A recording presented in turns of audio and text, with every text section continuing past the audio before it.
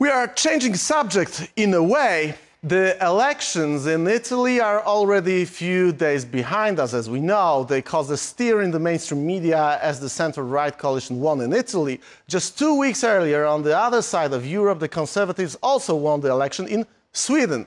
Are such results in the countries where the liberals and the left have recently triumphed a sign for the future? We'll talk about it with my next guest, Swedish politician and member of the European Parliament, Mr. Charlie Weimers, who is a co-chair of the European Conservatives and Reformists. Mr. Weimers, welcome back to TVP World. Welcome back to Rak. Thank you. Great to have you again. When we talked, when we arranged our meeting, we of course didn't know what is going to happen on the Baltic Sea. This is a case of all the countries in the region. This is also a case of the Russian threat that we are facing here for a long time. So before we move to the political questions, I would like to have your say on what happened over the last few days. Basically, what we have right now is the Nord Stream and Nord Stream 2 are clearly unoperational, and according to several reports, they are not going to be operational actually ever. What's your take on the development of the situation? Well, this is a very concerning development, and the Swedish government is putting a lot of resources into working on this. Extraordinary meetings have been held, and of course Sweden would want to find out who did this and work with our neighbors to find a common path forward to handle this. But it is yet a reminder of the fragility of the situation in the Baltic Sea, and that the Baltic Sea indeed is a place for a potential confrontation between the free and the unfree Europe. So Weimers, ECR is the political group that was warning against Nord Stream and Nord Stream 2 for years. Did you expect that this kind of thing may happen on your duty in a way as a member of European Parliament? I didn't expect Nord Stream 1 or 2 to be intentionally damaged this way. I think few people did, but it happened, and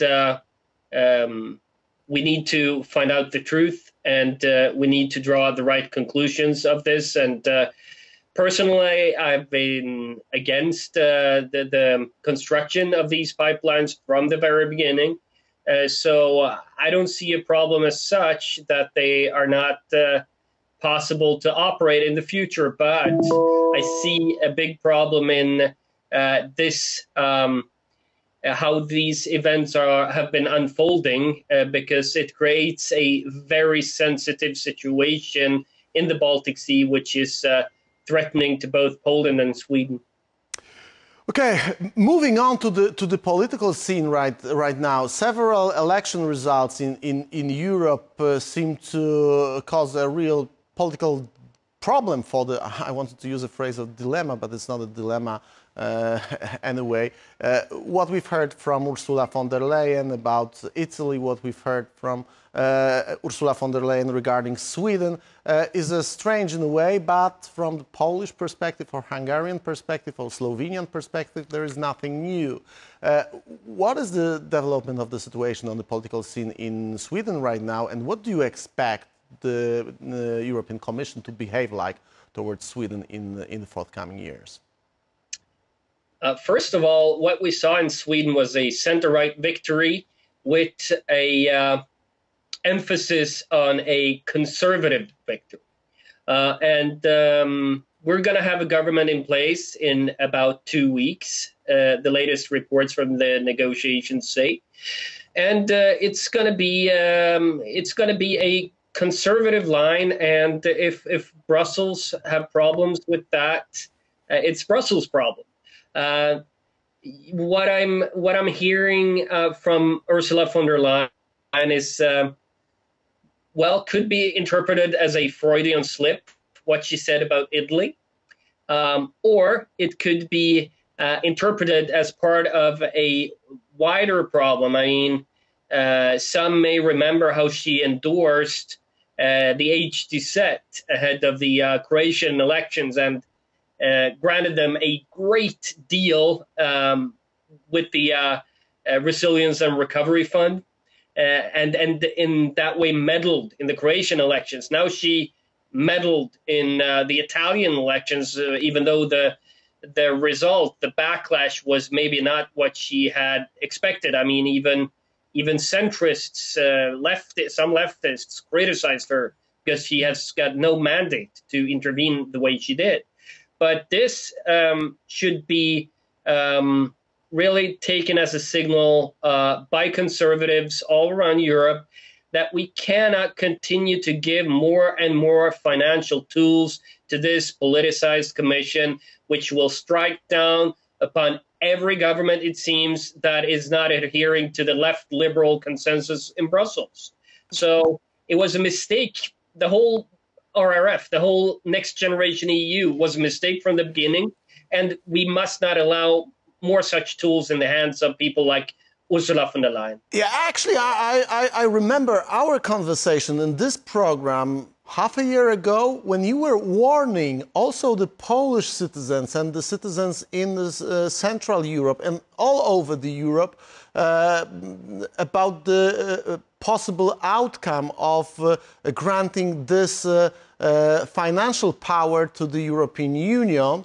It is basically what is happening right now with Poland Recovery Fund. It is basically what is going on with the Hungarian Recovery Fund right now. But, and it is not commonly known, is that the same case is with Italy, that is being threatened with giving them, with basically taking away their recovery fund because of their financial policies that the European Commission would like to impose on them. And the new government is not going to follow this rule. So European Commission says we are not going to grant you your money. This is a powerful political tool, not a recovery fund right now. So what is the perspective? What should the people of European Union countries do about this kind of well, political activities or politically financial activism of the members of the European Commission and its president? I mean, for us Sweden Democrats, it's quite simple. We need to work for a smaller EU budget, because the smaller the budget is, the less power Brussels has to sidestep the popular will of in the member states. This is a harder task. I realize that for Central and Eastern European conservatives, since Sweden is a net contributor and Central and Eastern European countries are net recipients of EU money. So, but I think this debate needs to start. That in the short term, what seems to be a win for the people of, let's say, Poland, Hungary, Slovakia, Slovenia, and so on, is a long-term loss of power. That debate needs to start way ahead of the next MFF negotiations. And I think for Poland, it's time to analyze how the Polish negotiation will be handled in a situation where Poland actually, in not too many years, will be a net contributor to the European Union. So I think Ursula von der Leyen's statements in that regard really reminds us of the need to regard money as power. That's the bottom line here. Well, think about the situation where you go into the bank, you take a loan in the bank, you pay the money to the bank for this loan, and you cannot receive the loan itself. Basically, this is the position that Poland, Hungary is in right now, and Italy, at least it looks like, is going to be in this position in few months. Maybe other countries in the future as well. Charlie Weimers was warning against it many months ago on this program. Thank you very much for your time. Thank you very much for your presence. See you next time on TVP World soon. You bet.